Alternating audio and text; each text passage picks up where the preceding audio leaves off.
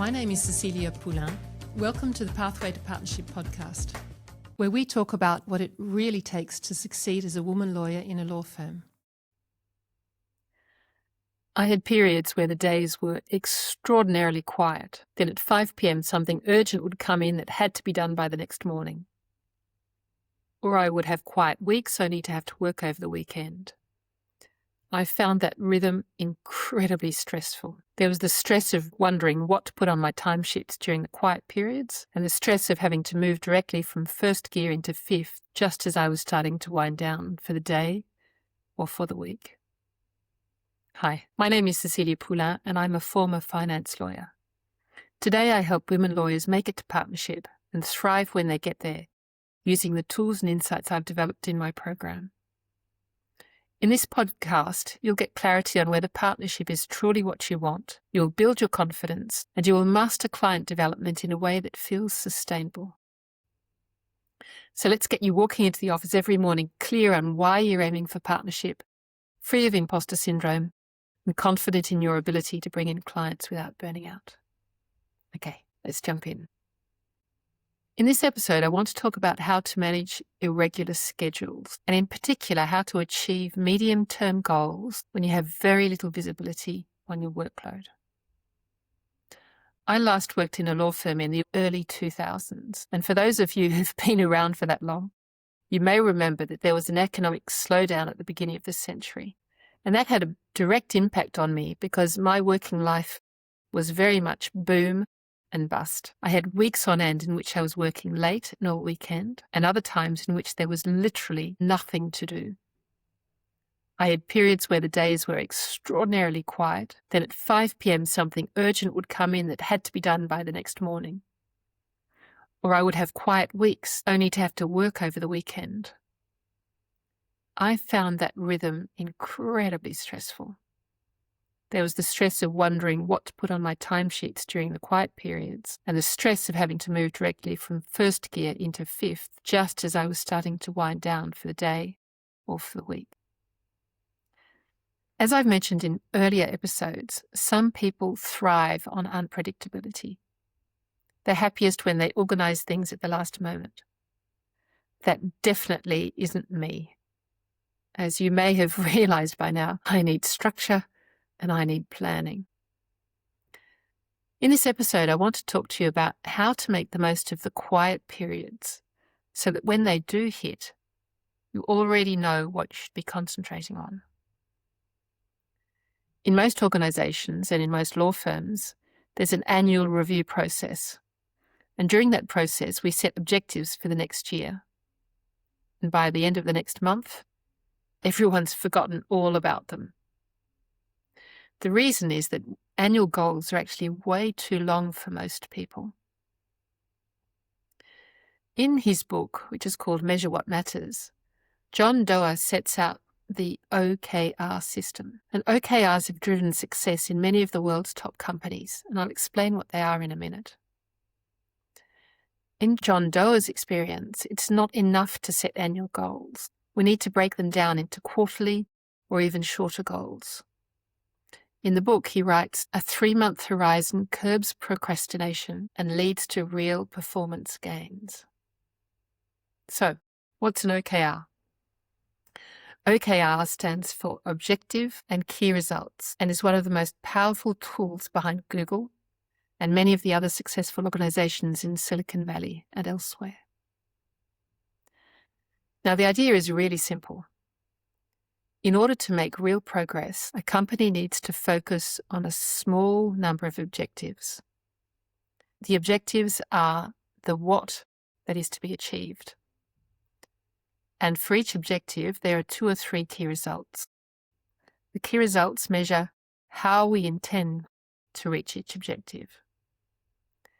Key results must be drafted as SMART goals, and you probably already know that SMART stands for specific, measurable, attainable, realistic, and time-bound. The key results need to be a number. Either you make the number or you don't. Now, the best way to achieve your goals is to have 2 or 3 major objectives per quarter. But the problem for lawyers is that most of the time you're doing client work. You're not just building a business, as may be the case for Google or some of the other Silicon Valley companies. So how can you possibly fit OKRs into your busy schedule? Now, this is where the quiet times come in.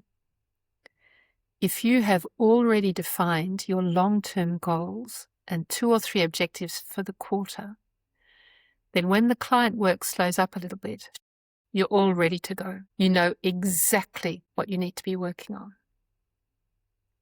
Because the truth is, as a lawyer, you are also building a business. So let's take a concrete example. Say it's the middle of January and you worked like crazy up to Christmas. You've taken a few days off to rest and recover, and now you're sitting at your desk and you're worrying because the client work has completely dried up and your timesheet is empty. But then, boom, you remember that you've already defined your goals for the quarter. You already know that by the 31st of March, you would like to achieve the following objectives. You would like to start building a client base. You would like to start showing that you're ready to lead and manage your team. And you would like to build relationships with members of the partnership selection board. And you've already defined the key results for each of those objectives. The key results for the first objective, which is to start building a client base, are firstly holding 2 BD meetings a week with new clients. So either lunch or drinks. It's presenting your practice to 5 people in other practice groups across the firm so that you can nurture cross-referrals. And it's organising and running a conference and inviting at least 20 new potential clients.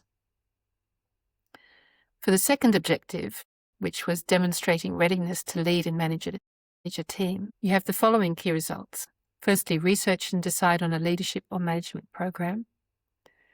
Then asked to take formal responsibility for supervising the 2 trainees in the team. And thirdly, conducting fortnightly coaching conversations with each trainee.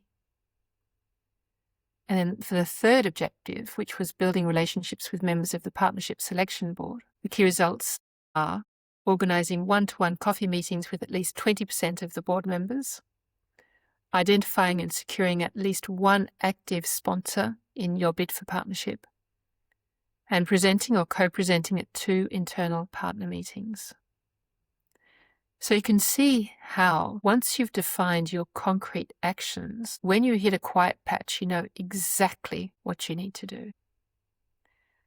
Now, could I suggest that you take a few moments after listening to this podcast to think about at least one thing you would love to achieve by the end of this year. And then for that goal, define an objective for the next quarter and 2 or 3 relevant key results that will help you meet that objective. Could I suggest that you start with just 1 objective and then perhaps, as you get used to the system, build up to 3? But I wouldn't recommend having any more than that at any one time. It's far better to start small and achieve your goals than to stretch yourself too far.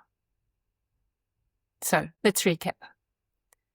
In this episode, we've looked at how lawyers' lives can be stressful, not only because of the volume of work, but also because the workflow can be so irregular and go so quickly from nothing to emergency. I've shared how to use that reality to your advantage by defining clear quarterly objectives and a few concrete actions for each objective.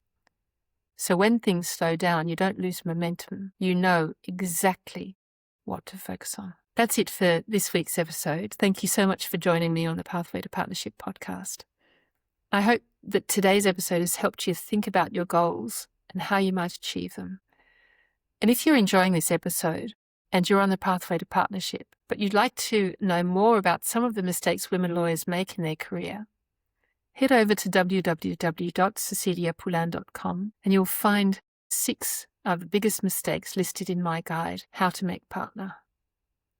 And until next time, remember, you don't have to do this alone, and you get to define success as a woman lawyer on your own terms. Thanks for listening.